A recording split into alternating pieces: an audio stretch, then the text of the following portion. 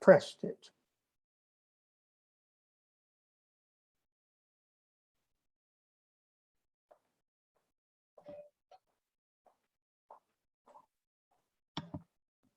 Three, two, one. Okay. Hello, everybody. I'm Shweta Anegde, and I'm currently an intern at CEV Open.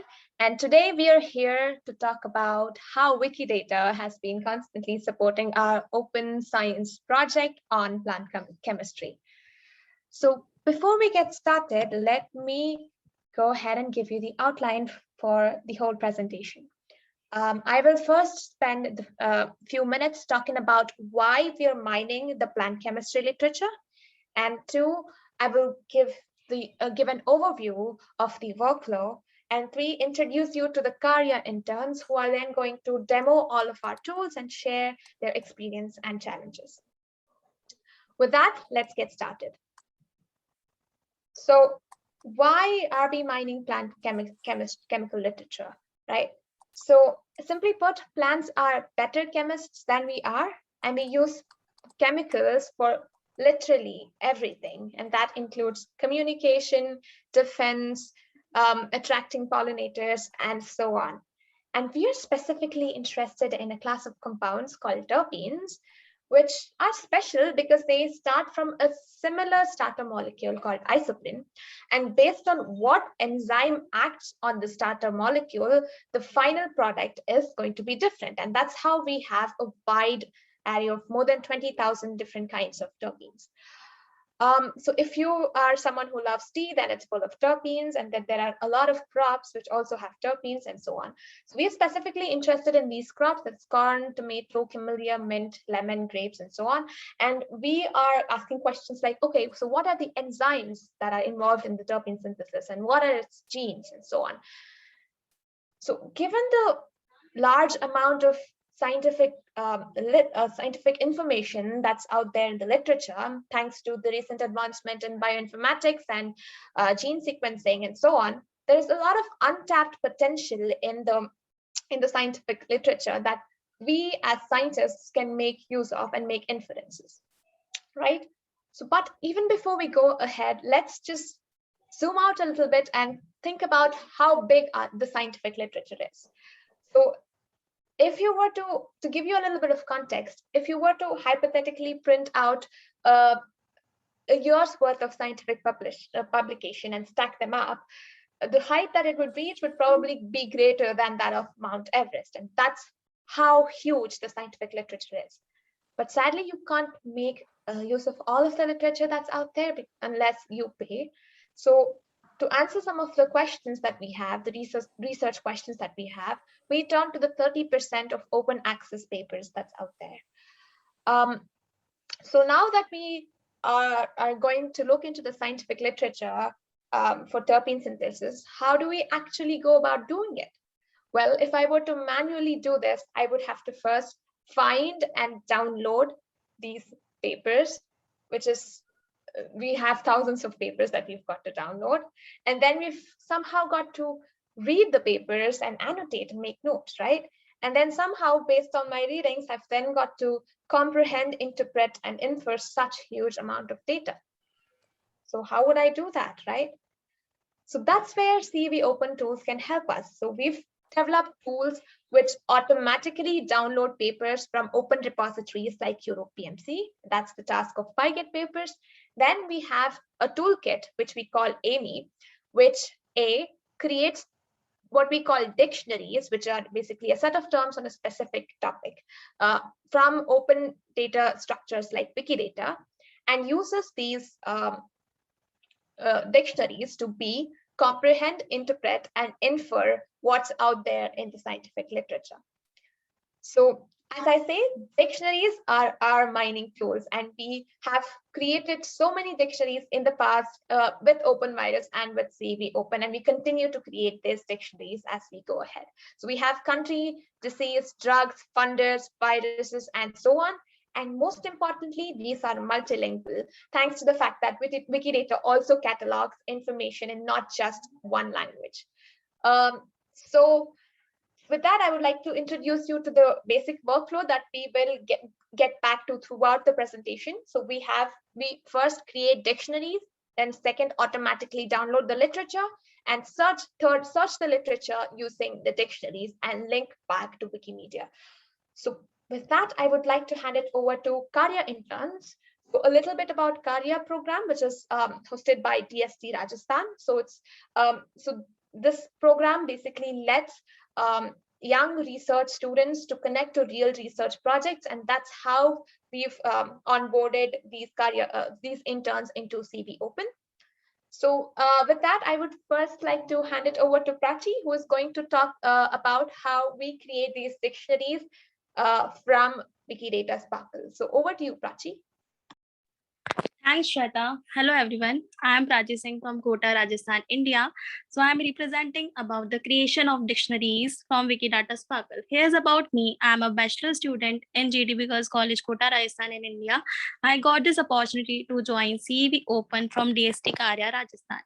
So here's a workflow in which we first create the dictionaries from Wikidata Sparkle, and then it will go further for scientific literature, and all of these were linked together in Wikimedia. So here's about how we create a dictionary. How we create a dictionary using Wikidata. So we use AMI, a text data mining tool, which create a proper AMI readable dictionary. For the dictionary creation, we use a Sparkle query as we take an example of diterpenes, as diterpenes are categorized in terpene synthase, right? So here is Sparkle demo for the diterpenes as we take Wikidata P31 instance of diterpenes in which we got the Sparkle results. Now we have a Sparkle results in which we have a Wikidata IDs and the labels of diterpenes. So here is Sparkle endpoint. Is this a tool for which we use for the data to convert into an XML format, because dictionary itself present in XML format, right? So these are the terms which we have got from these into the dictionary. So these are the last step in AMI. AMI helps into convert into a proper dictionary, and after this we got AMI readable dictionary. So here's a demo for AMI dictionary to convert into the proper readable dictionary. And here we got the final dictionary in which we have a Wikidata IDs and the terms, and this is a proper AMI readable dictionary which is ready to go off and annotate the scientific literature. And here my challenges which I faced before not joining the CV Open, because I don't know about any coding language, but after joining CV Open and the team, I learned the basics of it. So thanks to CV Open and the team. So here are the useful links for the Wikidata Sparkle and for my wiki page, etc. So here are the workflow which I have created the dictionary from Wikidata Sparkle. Now next, Anjali will tell us about how we create a dictionary from scientific literature. So thanks everyone. Over to you, Shweta. Thank you so much, Prachi.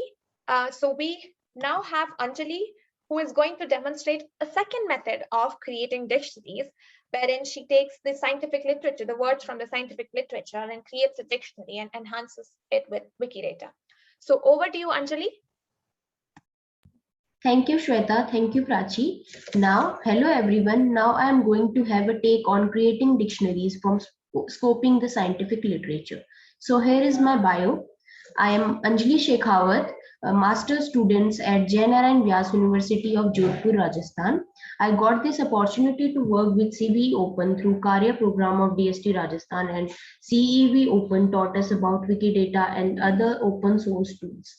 So far, we have covered the creation of dictionaries through Sparkle, Wikidata Sparkle, and now I am going to tell you about how we create dictionaries by scoping the scientific literature.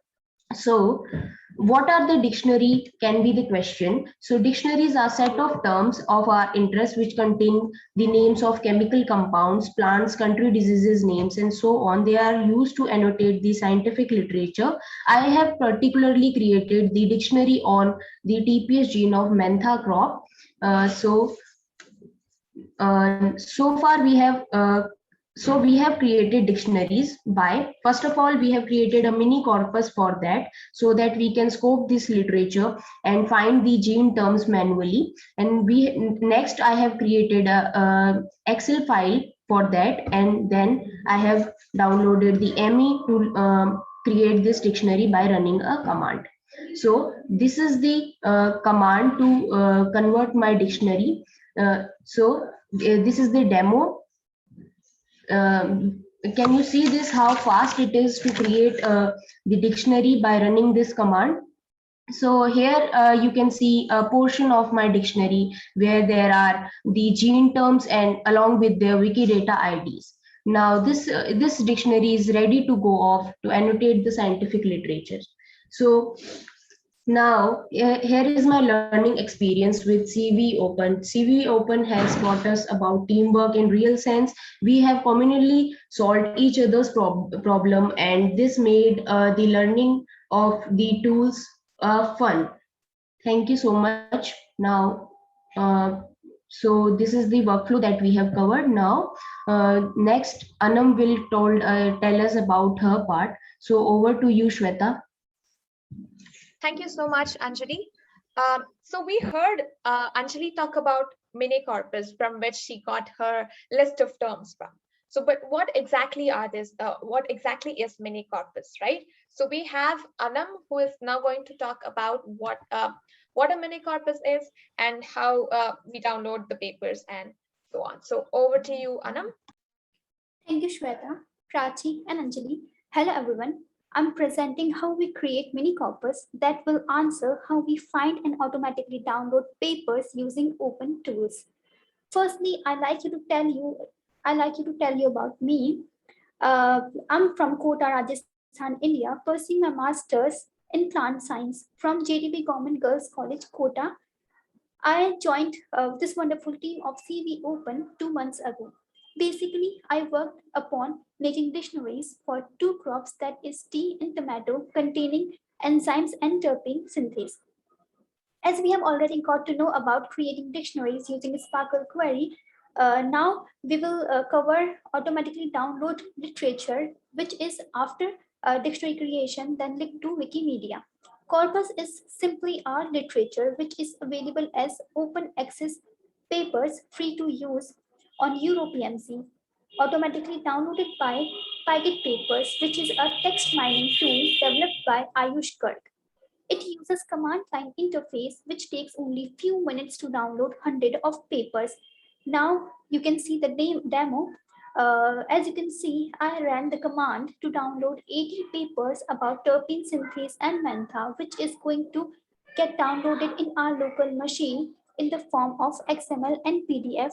Pygit Papers, as you can see in the command, Pygit Papers is the tool we are using. Q is query, which says that terpene synthase is the topic of our papers, which our paper is all about.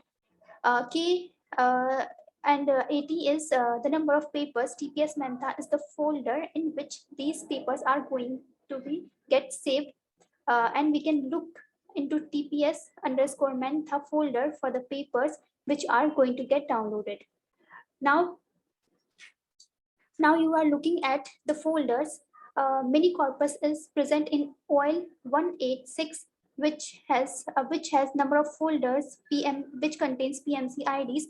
And again, in these folders, we have XML and PDF files containing papers. One interesting fact, all the papers has Wikidata entries. Hence, the big titles of the papers can be condensed into the small IDs, which we can easily search for. Now, I would like to share my progress. At the beginning of this internship, I wasn't aware of coding at all. But as I worked upon CV Open project, I learned about open tools, softwares, computer language facing technical difficulties, and solve them together. Experience counts. And here I have learned about creativity. We take initiative to learn something new. Everyone is ambitious and always ready to help one another. We make mistakes, but what keeps us far from failing is not giving up. With this wonderful team, I'm sure we'll achieve more and more. Thank you everyone for being a wonderful audience. As I have shown you how we automatically downloaded papers, now Rageshwari will tell you about getting this all together. Over to you, Shweta. Thank you so much, Anam. We now have Rageshwari, who's basically going to let us know how all of this fits together. So we have the mini corpus, we have the dictionaries. What do we do with it, right? So that's where Rageshwari is going to step in and show us how all of this fits together. So over to you, Rageshwari. Thanks, everyone. This is Kumari Rageshwari from Jaipur, Rajasthan, and I'm currently pursuing my master's in biotechnology from Botany Department, University of Rajasthan. And you can just go and check on this Q66485 to know more about Jaipur. So I have done my work on Vitis vinifera, but basically we'll be talking about the AMY search here. As we have discussed the workflow from creating dictionaries to downloading literature, then searching the literature using dictionaries and linking it back to Wikimedia. So we'll be focusing on linking it back to Wikimedia. AMY search is a search engine which needs to be installed into your system by installing certain things as mentioned on the documentation page on GitHub in Wiki. There you will find this command. We'll be running this command to create full data tables out of the dictionaries that have been created yet. And dictionary creation has been thoroughly discussed by Prachi and Anjali as well. So here's the command which is going to run and create full data tables. Full data tables will be taking these dictionaries and it will be in a tabular format showing the paper PMC IDs and some certain terms, which we'll be seeing in next slides. So this full data table can be located into your local system in the very corpus you created. And in this complete data table, you can see the PMC IDs and certain terms and their hyperlinks as well. Suppose I am hampered by pyrophosphate term. I don't know what pyrophosphate is, so I can just click on the hyperlink and go to the wiki page of that particular term and know more about it.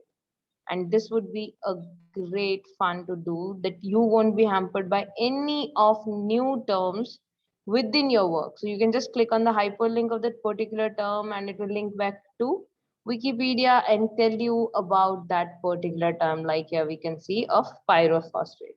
So this was all about linking back to Wikimedia and creation of data tables. You can also see the co-occurrences. As you can see here, the Arabidopsis thaliana and terpene synthase co-occur in 17 papers, and you can also locate them like monoterpene synthase and Artemisia annua as well. They also co-occur at 2 papers, and you can just locate the co-occurrences as well. So this is what our AMY search is doing. So this was all about the work we had done from creating dictionaries to linking it back to Wikimedia. This is how it all works. And we have also worked as a great team wherever we have faced certain issues, as everybody told us that we were from botany background and we will be facing a lot of issues, and that was true. When you're working with science in some new environment, you will face issues, you will make mistakes. This is how we learn, right?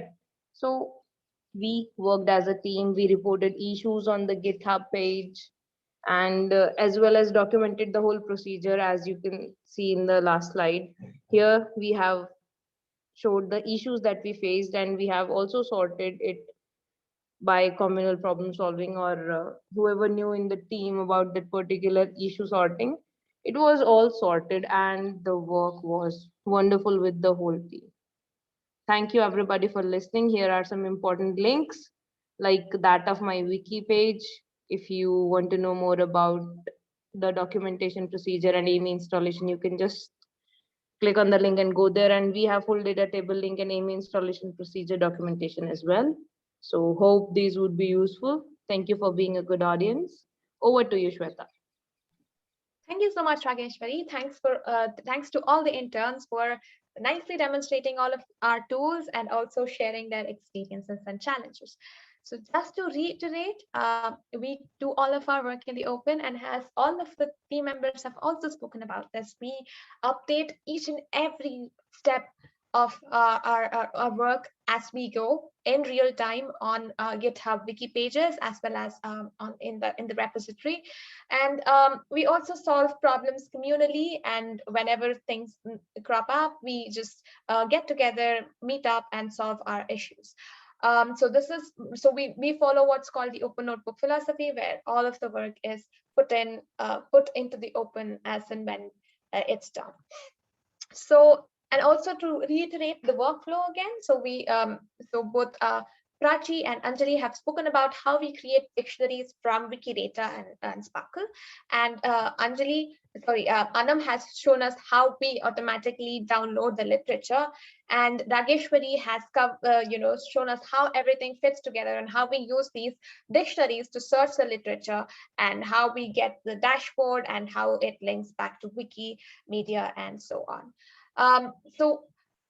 Recently, we've also taken a step further, wherein we've taken these dictionaries, and with the help of these dictionaries, we are then able to tease out specific sections and sentences from the paper. And from those sentences, we are able to, by using natural language processing and machine learning, get some novel terms and phrases, which we are then hoping to put back to Wikidata, thereby building a feedback loop. Daniel Meechan, with whom we are collaborating, is going to talk more about it, but I'm just here to mention that how useful Wikidata has been, and how we are, by using Wikidata, able to contribute back to Wikidata. So that's it from us. I would like to thank our amazing team. First of all, our mentors, Dr. Peter Mararast and Dr. Gitanjali Yadav. I would also like to thank our OpenVirus team from last year, and also the current CEV Open team and our Karya interns. Yeah, so thank you everybody for listening in. We'd also like to thank our global volunteers and of course the Wikimedia community. So thank you everybody.